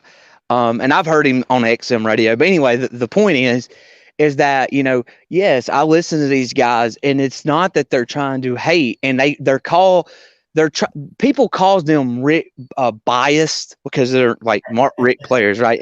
It's just so disgusting. Anyway, listen, the point is they know what they're talking about. They play the game, right? And like you said, sometimes the best available player is the best dependable player, and the most reliable player is the most dependable player, and that's Stetson Bennett. So, Georgia, though, you got to think about it as well. These players, they see Georgia from the ins and outs, like Murray, right? So he sees what Georgia weakness is, and they have a bad weakness when JT's in. And it's not because JT's not a good leader. It's not because he's not the best quarterback. You can only play James Cook in slot because his pass protection's terrible. You have to play Zamir White. And Zamir White can't break it. He would trip on his own shoelace if no one touched him. He just can't break a long run. I don't know what it is. He just can't do it. And so go ahead and finish real quick. So what I'm saying is that there's a lot of packages, a lot of schemes, a lot of everything that Todd Monken's having to adjust. What you see with Georgia, I've said this before, and I'll say it again. What we saw yesterday, obviously was a bad game for Georgia. The package and everything we run may be completely different in these we hope the next two games, but at least against Michigan, if JT's in the game, because the packages, they run so much and so many different schemes. Wide receivers can only help out JT in certain ways. Wide receivers, they have to run two fullbacks I don't know if y'all noticed it, but Darnell Washington is not that slow, but he's not that fast. That number 0, he can't hardly get wide open because JT, if there's pass protection, JT can't run because he's a refrigerator.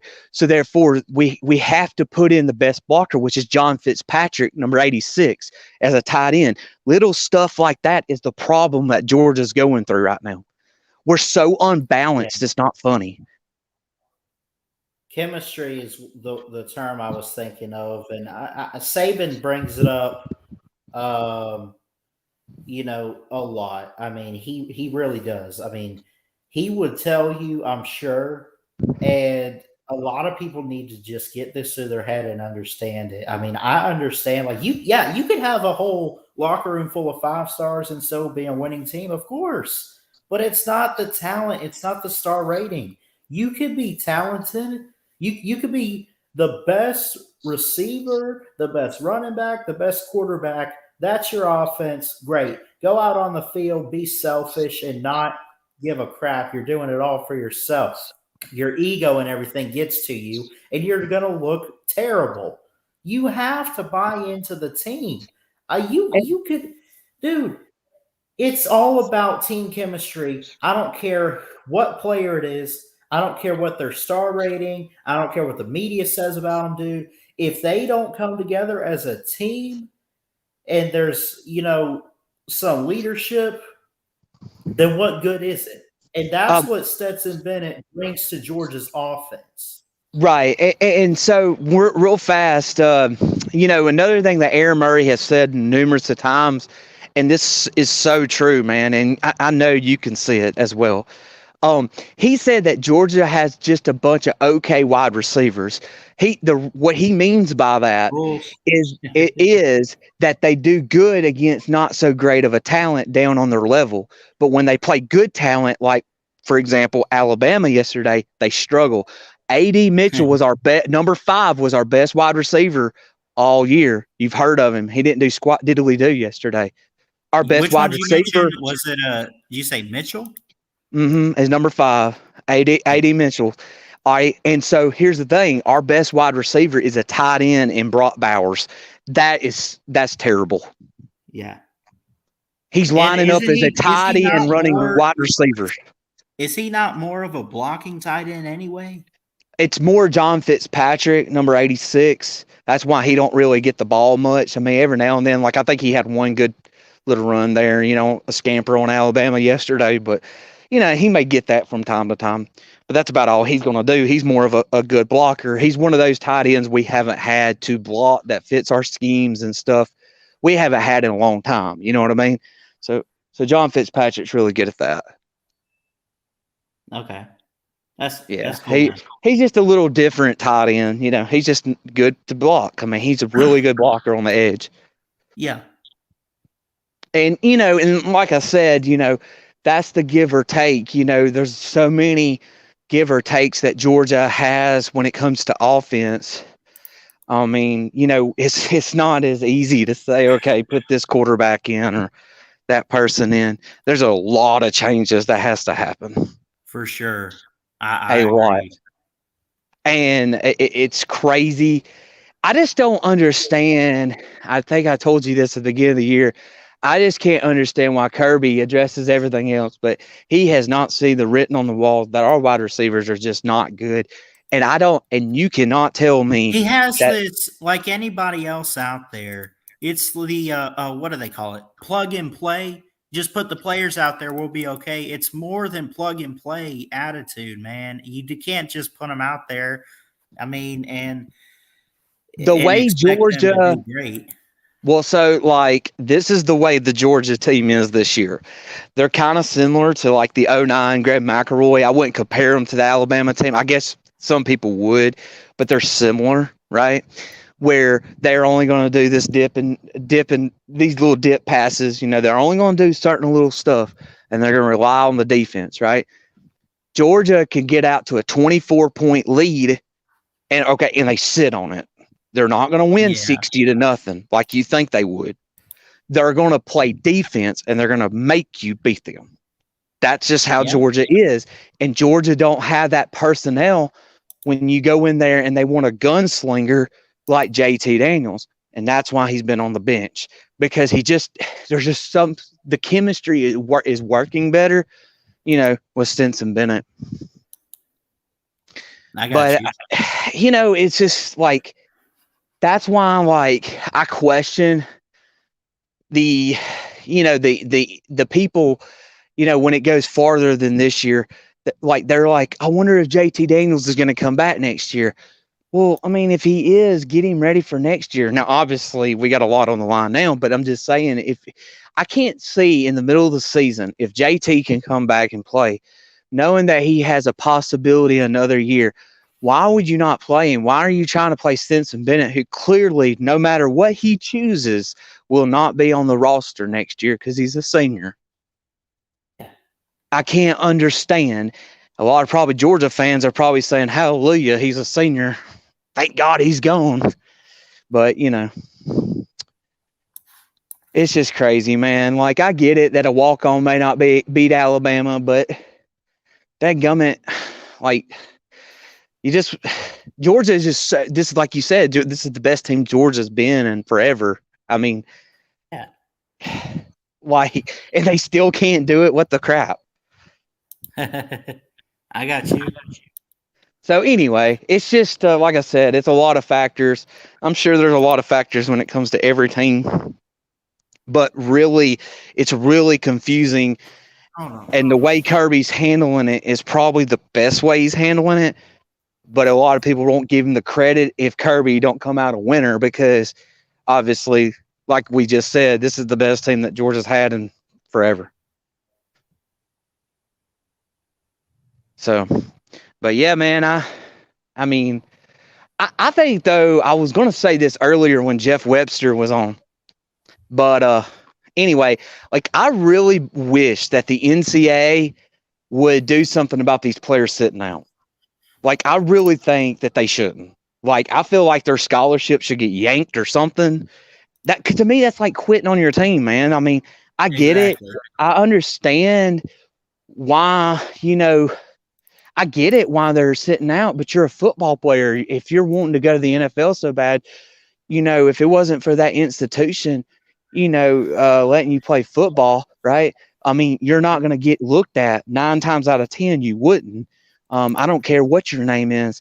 And so to me, they need to do something about it. I've always said this, and I don't know how you feel about it, but I've always said, going back to Georgia players, when it very first started, I said that if a Georgia player sits out, they're a piece of crap, because they quit on their brothers. They quit on their team. And, I disagree with it. Like, the NCAA needs to come up with something, because I think no matter who the coach is that leaves to go to another university, it doesn't matter. Oklahoma should not have, and they're going to have players, and I know they're not the only team that's going to have players that's going to sit out, but I think it's a flipping shame that they're going to risk the chance of probably losing their bowl game after having an incredible season. Why? So they can be selfish and sit out for themselves. That tells me they don't care about you. They don't care about you as a fan. They don't care about, you know what I mean? And then they want to sit here like Spencer Rattler is going to sit here and say, in the middle of the season, he's not going to hit the minimum he's going to take on signing an autograph, $150, but yet he's going to sit here and transfer because Lincoln Riley's leaving to go to USC, but he also had been the backup quarterback. I mean, it's like saying, who cares about you? Right. It's dirty, man. It's wrong. And I would say that if it was freaking, as much as I hate to say it, I wouldn't say it to his face. And I'm not a hypocrite, because I'll be daggone if I'm going to say it to his face. I wouldn't say it to Jordan Davis's face. But if Jordan Davis sat out for Georgia, I'd say the same flipping thing. Because here's the thing. You're quitting on your brothers, man. You're quitting on your team. Yeah. And if it wasn't for this team, you ain't crap. That's for dang sure. So you remember before halftime when John Mechie was on the field and then he got hurt? Right. So they believe they're saying that it was a torn ACL. Yeah, that's what I heard. And I don't.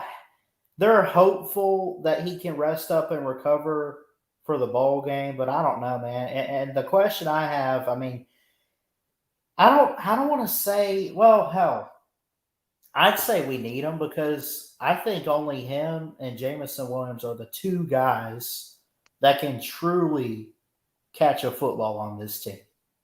If you ask me, because the other receivers like Bolden or whoever just been dropping balls this year. I mean, it's crazy. I'm not trying to throw him under the bus or nothing, but I mean, right? Yeah, I mean, Minchie is definitely a lot better. Yeah, I mean, you want your best players in the bowl games and everything. I mean, everyone wants to watch these games. Everyone wants to see the best available players. And see, and that's Mechie the thing. definitely being one. And see, that's the thing, Ballard. Seriously, as a college football fan, that's just so freaking scary, man. If John Minchie got hurt and he didn't play the second half and y'all ripped Georgia's throats out, what the heck do y'all have next? Oh, God, I don't know. I mean, Of course, I understand what you're saying, and I agree with you about the wide receivers. But of course, nobody's not gonna. They're gonna argue with you because they're gonna be like, "Well, we just beat Georgia in the second half. You obviously didn't see." But I get what you're saying. Like I'm with you. Yeah, man. Yeah, I mean it's. I don't know. I mean, this is a down year for Alabama. And Alabama is obviously playing at their best after yesterday. So I don't know, man. I mean, I'm telling you, until Nick Saban retires or God forbid, I don't want no one to die until he just passes away, man. Dude, I'm telling you, man, this Alabama team's here to stay, and it may be for a couple more years. Because we seen all that happen at LSU with Les Miles winning a championship there with Nick Saban's players, and he's always been, pretty good. But like I said, Nick Saban, man, he's just he's one of your lifetime deals. He's kind of like, he's that LeBron James, or however you want to classify him, right? He's one of those players or coaches that you're going to see in your lifetime and you will never see it again. I don't care how good they are, man. They'll never see it again. And if they do, they're going to be living a long time, and they're pretty daggum lucky because most people won't see it. I mean, like Pete Carroll was good, at USC. Obviously he's not as good as Nick Saban. And it's a shame. I think Pete Carroll could do some good stuff if he doesn't cheat or anything in college football. I really do. I could be wrong, but no, nobody stands a leg to Nick Saban, and that's why no one likes him. I mean, dude, I can't stand Alabama, but really I don't. I say that because we just can't beat them. Right. I mean, I'm being honest. I mean, dude, I live in Alabama. You know where I live at, but like, dude, I mean, everybody I talk to. But here's the thing, if Georgia, all the jabs, all the bull crap to the side, Georgia will be winning national championships. It wouldn't take them 40 years or whatever if Nick Saban was head coach at Georgia.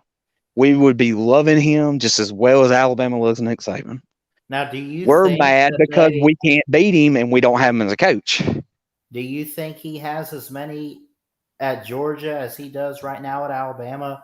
If maybe he had gotten hired, like let's say the tables turn. Let's say hypothetically, if Georgia had hired Saban instead of Alabama, same time period and everything, does he have at Georgia what he has at Alabama right now? Do you think?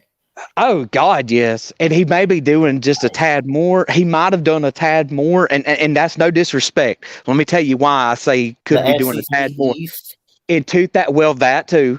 But when he was hired in 2007, right? Yes. Georgia in 2006, if I'm not mistaken, won the SEC championship. Okay. I could be wrong. I know. Should be as a fan.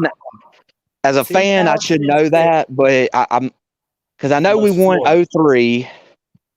05, I thought you guys won it. Yeah, it was 05 or 06. I couldn't remember which one off the top of my head. I'm pretty sure because Florida won the national title in 2006, so I think they had. Yeah, you're right. It was 05. Okay. So, yeah, maybe 07 he might have right out of the gate. Because you got to think about it like, okay, so Alabama, not to give you this history lesson about your team, but like Alabama was not trash. Of course, everybody's going to classify them because Nick Saban's Nick Saban, right? But if you look at the 07 Mark Richt team, at the end of the year, Mark Richt in Georgia, them in USC. I don't know if you remember, they were projected to be the two best teams in the country. Yeah. So I think Nick Saban's first year, he could have turned something around. That's why I say he may have little success. If he was at Georgia instead? Mm-hmm. Right, yeah. But, I mean, he might have won an extra one maybe. I don't know, give or take. Like I said, Alabama wasn't bad. But, he had to do some stuff. I mean, Alabama, they weren't trash, but, he had to do some stuff. I mean, for the love of God, not to remind you, y'all were so bad, y'all lost to Louisiana Monroe. What was it, 21-14? Yeah, there's been a lot. I've read an article or two about what if, Nick Saban had never taken the job at Alabama, and we end up with Rich Rodriguez at the time, and, does Florida, they're the SEC champs in 2009 or something, and maybe Georgia's up and coming with Mark Richt a little bit more because Alabama's not in there. I don't know what would have happened, but I think Georgia would be in a better position than Bama, in my opinion. Florida's reign, does Urban Meyer eventually leave, or does he keep going because he might, make it back and win another title in 2009 in place of the Tide? I don't know, but there's a lot, man. Nick Saban hire, and it wasn't just necessarily the hire. It is now because of what he's done. But you imagine if he was serious and kept his word about, I'm not leaving the Dolphins for Alabama and Tuscaloosa. This whole college football and everything, God knows where we'd be. Yeah. And you think about it, you were talking about y'all playing Florida, like the 08 games, the 09s and all that stuff. Just imagine if Nick Saban was at Georgia, right? Who the heck would be winning the West? Florida and Alabama would be like the cocktail party. The Georgia and Florida would be the cocktail party. Would Les Miles and LSU be out of the West, maybe? Yeah, that's what I'm thinking. That'd probably be the only people. 2000. Remember, they won the title in 2007, and I think Les Miles was there up until 2015 or whenever Coach O got hired. So, he's still there. I think, and he was still having outstanding recruiting and defenses. So I'd say LSU's taking Nick Saban and Alabama's place in the West, and you got Florida and Georgia battling it out for the East, like you have, the past couple of years that we've seen today. But so much in college football. It wouldn't even just impact the SEC. I think it impacts college football as a whole if Nick Saban's serious about, staying with the Dolphins and not going to Tuscaloosa. No doubt. We ended up with someone like Rich Rodriguez. Or what if Mike Price would have never went to titty bars and stuff, right? He was pretty good at – look, you got to think about it. He was good at Wazoo, man. Washington State was relevant then, man. That was a huge hire. Yeah. That's a shame, that it came down to that, honestly. But they told him not to do what he did, and he just – anyway, that's crazy, man. Yeah, Rich Rodriguez, Jacksonville State just hired him. So I'm interested to see what's going to happen with that. That's awesome. Yeah. But no, going back to Alabama, a lot of stuff. Dude, that was an exceptional hire. And that's the thing, the crazy part about it is you're thinking, if we would have only had the opportunity, I don't care what university you're at, you're saying to yourself, only if we knew he was going to be a hot hire. But no one gave him, basically, no one wanted him besides Alabama. And it wasn't that Nick Saban's garbage or anything, right? That's the weird part about it is now no one can't beat him and how it all happened. You know what else too? I mentioned what I was seeing about what if Nick Saban ever took the Alabama job. One of the reasons being is it goes back to, remember when he was at the Dolphins? They didn't get Drew Brees, but you imagine if they did, and the scenario was Nick Saban wins a Super Bowl with Drew Brees, and he starts to build up the Miami Dolphins. Therefore, there ain't no way in hell he's leaving the NFL, let alone the Dolphins. He's rocking in the NFL. Meanwhile, Alabama fans are still settling for 6-6, 7-5 runs with Mike Shula or Rich Rodriguez eventually. I mean, what could have been? I mean, you guys need to understand. Nick Saban agreeing to that job, which he said he didn't even want to talk to Mal Moore. I found an interview. I don't know who was interviewing him, but Jimmy Sexton, his agent, tells him one day, Mal Moore wants to meet with you and talk with you. And he said, I'm not interested at all. And it wasn't I don't want to go to Alabama. He didn't want to leave the NFL. And he said many times, I don't want to be the head coach at Alabama. I'm not going to be the head coach. I'm not going. And finally, him and his wife talked it over. They prayed about it and everything he mentions. And, they end up taking the job. But you imagine if he didn't, everything in college football would be a complete 180 right now. And it would be like it just has me so curious where we would be. Well, I mean, think about also, we talk about Nick Saban. Of course, his assistants. I mean, look at all the coaches that branched off. Including I don't think Kirby. Right. I don't think Kirby Smart would have been McElwain and Butch Jones. There's a few of them. Well, I mean, I guess you can't say Butch Jones. That was not an insult, man. But he was for a little bit. Lane Kiffin, man, think about it. The Lane train. Yeah. Oh my God. There's some other one. Well, I think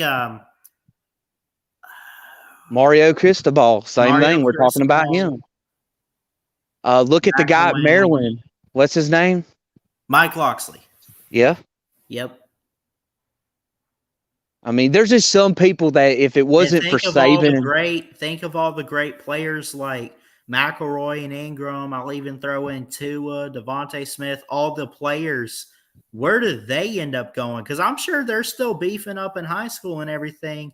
But you imagine those guys probably aren't even on the same team. Alabama's not quite on the standard of football because Nick Saban just has not left the NFL.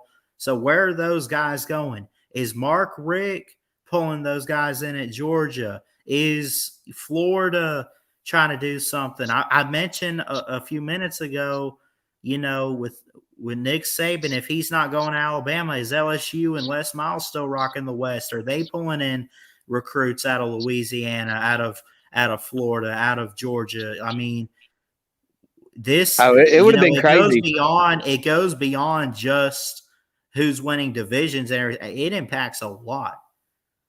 Yes, it does. And Mark Richt would probably be up there. Les Miles. I mean, I don't know. Was he good? How high would he recruit when he was there? It wasn't too bad. It was top 10. He usually finished around 6th, 7th, 8th, sometimes 4th, 5th. He was more like a 5 and 8. Yeah. 5 and 8 guy, yeah. Somewhere, but it wasn't bad. But here's the thing. Mark Richt had Kirby, but it's not the worst of the worst. Right. It's like a Notre Dame Brian Kelly. I mean, it's average. Or something like that. Yeah.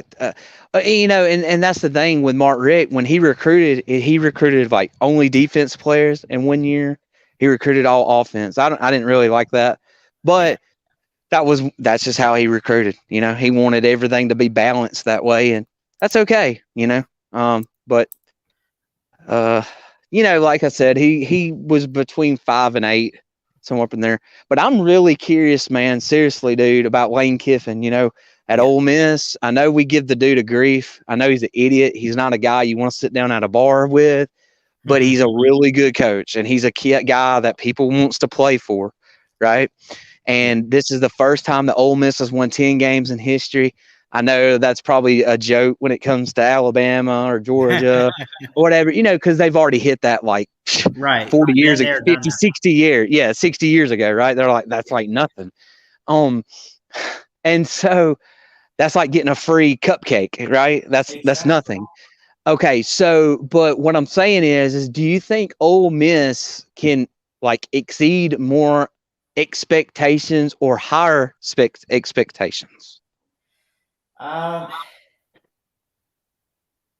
Well, first off, the big question is okay, let's focus in on next year.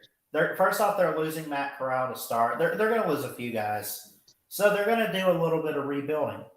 If you're Lane Kiffin and Ole Miss, you're going into 2022, and I hate to jump ahead, but let's just fast forward a bit.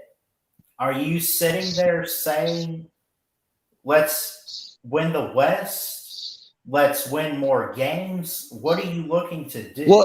I would stick, because you're losing players, but you're still going to be talented. What did they finish? 9-3? They only had like 3 losses. I was trying to get a 10-2 in there. They're 10-2, weren't they? Oh, I don't know. But anyway, I would just try to focus on like 8 wins and up. Be consistent with 10-win seasons on a regular for right now. Let's see if you can do that. Give it a couple more years, and let's see if you can start now by competing with Alabama. And they didn't compete as hard this year as they did last year in Oxford, but eventually the mindset has to be we need to beat Alabama and win the West. Well, so no doubt. You cannot wait too long for that. Go ahead. Well, so I think if they're losing all these people next year, they must win 8 games. I think that would be the setting the bar, right? Because 10 wins, that's school history. Okay, we get it. It's the first time they've done it. So they're, with them losing little people, we'll give them a little bit of breathing room. I'd say about 8 wins. That, it'd be disappointing. But if anything's under 8 wins, if it's like 7 and under, yeah, I'd be pretty upset. So I think the bar is going to eventually start sliding up, for high expectations for Lane Kiffin. Once you start winning, like them going 10-2 this year, eventually, let's say in 2 or 3 years, people are going to look at it and they're going to be like, well, heck, we deserve more. You know what I mean? Like they're going to expect more. So eventually when the good news about it is you have a 10-2 season. The bad news is if you can't maintain it, that's when people get antsy, and then your seat starts getting a little hot. I don't think he's by far there, but I'm just saying. When a coach gets hired, at any program, at the very least, if it's in the SEC, and especially where Ole Miss is, let's say Lane Kiffin took a job somewhere and they went and hired what's his name off the street, just pick anybody, I don't know. If you don't at least have a 6-6 your first season and get that team in a bowl game in your first season, I'd say you're out of there. Because there's certain programs like that just there's an expectation on a yearly basis, or there's a big expectation, and it's like, well, you don't have to win the West this first year, but you better do something good. And the next step down is make us get us to a bowl game or whatever. And there's just certain programs out there like that. So, I mean, and I think Lane Kiffin's done great. Now, I don't think that this season necessarily, because of all the hype going into the season, I don't think it was as good as maybe Ole Miss fans or Ole Miss or really anybody looking at them expected, but I'd still give them props. Right. And going to talking about Ole Miss, that Plumlee guy, you remember he used to be the quarterback, number 10. I don't know if you knew this or not, but He's a receiver he was now. actually committed. He was actually coming out of high school. He was committed in the 2017 class with Jake Fromm. He was actually committed to Georgia. Was he really? I don't know if you remember this or not, but this was probably not talked about by some people, but you can look it up. But because Jake Fromm was playing baseball as well, and we didn't want to lose Jake Fromm, they told Plumlee he couldn't play baseball at Georgia, so he left to go to Ole Miss. He never transferred, though, but he decommitted and went to Ole Miss. And he came out of the 2017 class. That's why he's a senior. But it's just an interesting story because, like, what if Georgia had him as a quarterback? Well, Degum sure wouldn't be bouncing around 2 quarterbacks right now. That's true, man. We probably wouldn't even have a walk-on Stetson Bennett play Alabama in Tuscaloosa last year. Right. But real fast, man, I know that I'm going to have to jump off here. But, yeah. Real fast, I wanted to God, I wish there was more people in here because I wanted to ask them this, but I'll ask you anyway. And people in the comment section can comment. It's amazing, not getting political here, how COVID just never seems to find the football teams in college football this year, don't it? How fitting. And yet it's hitting every other team in the NFL. Yes. It's hilarious, honestly. I mean, I know COVID is serious, but if I'm being honest, and like you said, I hate to get political, but just be clear, there is some sketchy about COVID. I mean, there's some sketchy stuff. It's real. It's just there's a lot of crap going on with it. Right. It's real, but it's also fake. However you want to say it. It's right. We get what we're saying. It's not as bad as they're making it out to be, basically, but it's still serious. You know? Right. I agree. But anyway, I just thought that was crazy that, like supposedly, because like these were the talks, right? These were the talks about players getting paid. We talked about the NIL a while ago, in COVID, how I remember, man, I was mad, dude, when the commissioner came out and he was like, man, if your team has COVID, you would have to miss the game and forfeit. Dude, and I was like, man, if we beat Clemson, talking about me being a Georgia fan, and we freaking have to, like, cancel on Coastal Carolina, I'm going to be pissed. You know what I mean? Like, and that's just going to mess us up. So, I don't know. I just thought it was crazy because that was the talk, before college football season started. And I just wanted to get y'all's takes on it. Yeah, man. I'm with you 100%. Yeah. All right, man. We'll keep the show rolling, man, and keep it up, man. And I'll listen in, and you have a good night. All right. Keep in touch, buddy. Love you, bro. All right. You too. Bye. Yep. A good boy coming on. My good friend. Been talking with him quite a bit lately. He's always calling me up and just giving his thoughts on Georgia overall and certain teams in college football. Very knowledgeable. Love you, bro. Thanks for coming on. I'm actually going to go ahead and end the show. Just kind of relax. Maybe watch a Christmas film tonight and get in the spirit. I've been listening to Christmas music and everything, but I think I'm going to turn on a film tonight. But I love you guys. Merry Christmas. Happy holidays to you. Don't forget, 4 days away this Thursday, celebrating 2 years on the channel. Appreciate everyone, all the love and support. And here's to many more. Love y'all. Roll Tide, Ballard Sports Media. Check it out. Jesus loves you too. Don't forget that. Love y'all. Roll Tide. Roll Tide!